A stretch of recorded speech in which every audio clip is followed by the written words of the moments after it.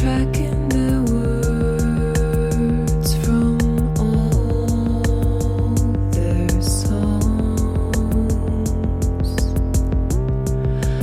I don't hear how I sound. The fear of the event is worse than the event itself. Hi, this is David Modell looking at the markets. This morning, the S&P 500 futures are up quite a bit. Who knows how it's going to end today? The Federal Reserve is going to announce its decision as to whether they're going to hike interest rates and by how much. Everybody and his uncle is expecting a quarter point or 25 basis point Fed funds rate hike. That's probably what's going to happen.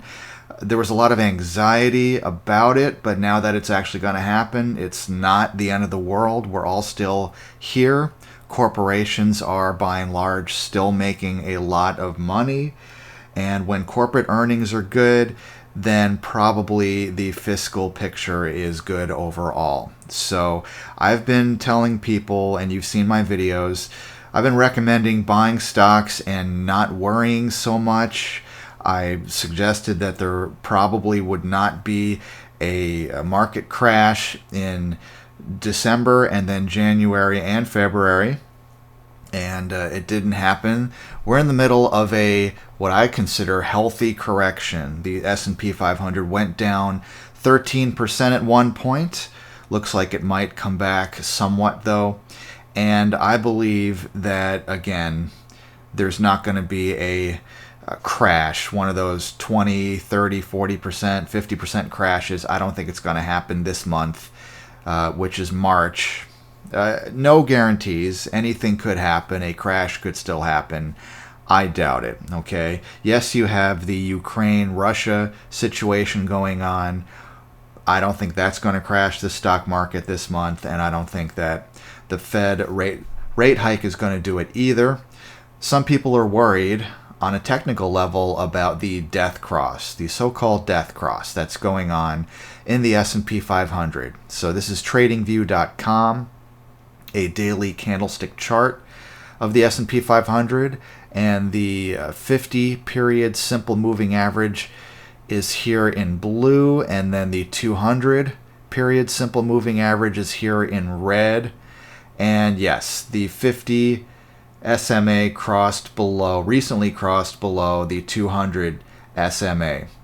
And so does that mean that stocks are going to keep going down? Well, let's see what the research says. They call that a death cross, by the way, when the 50 goes below the 200. Well, this is according to MarketWatch. The S&P 500's death cross lands the index's 50-day moving average below the 200-day. Although that makes things in the stock market feel bleak, it is probably a good time for longer-term investors to buy stocks. Historically, the S&P 500 tends to post gains in the 12-month period following an initial close in a death cross, which just happened. Based on the 53 times the index closed in the death cross territory, the average gain over that span over the next year is 6.3 according to Dow Jones market data. Now, 6.3% is not a lot for the next year, but still it is a gain. And so what you can do is either buy stocks or you could sell put options.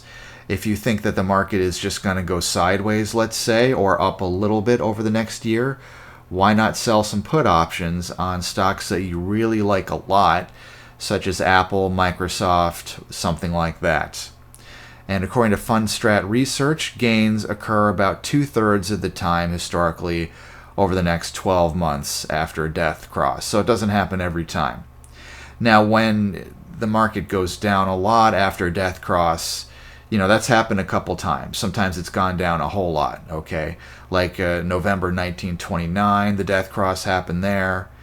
And then also in December 2007 before the Great Financial Crisis. Okay, so a few times it has happened right before a huge market crash. I don't believe this is one of those times. Over the past few months, basically since November of last year, the market sentiment has been very negative. Not everybody, but a lot of people have been freaking out and panic selling, and I believe that a lot of the worry caused a correction, but I believe a healthy correction. I believe all of the fear of the worst case scenarios has already been, been priced in. JP Morgan agrees with me. We stay with a pro-risk stance as we do not believe that we will see a recession or that we have entered a sustained bear market. And one of the analysts at JP Morgan says, despite the current tumultuous conditions, we believe a lot of risk has already been priced in. I agree entirely. Sentiment is weak, has been for several months now, and investor positioning is low. In other words, people are cashed up.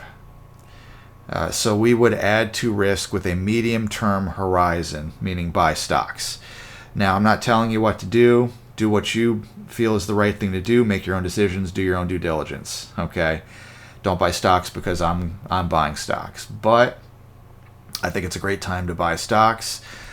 So when the market opens up today, you might miss out on a little bit of the move back to the upside, but still, over the past, let's say, 6 months, the market has printed quite a few lower highs, lower lows, so it's down quite a bit. But yeah, I still think it's a great time to buy stocks that you love and that you wanted to buy anyway. Or sell put options. If you think that the market is just going to chop sideways over the next or the rest of the year, you can sell put options and gain as time decay occurs day after day after day. All right. So be careful out there, but don't fear the death cross. Most of the time, it's not the end of the world. So anyway, I want to thank you also for clicking on my sponsored videos. Another one is coming up, and if you want to click on that and give it a thumbs up, that would really help me out a lot and help the channel. So thanks a lot for watching and listening. I will talk to you again soon. Tracking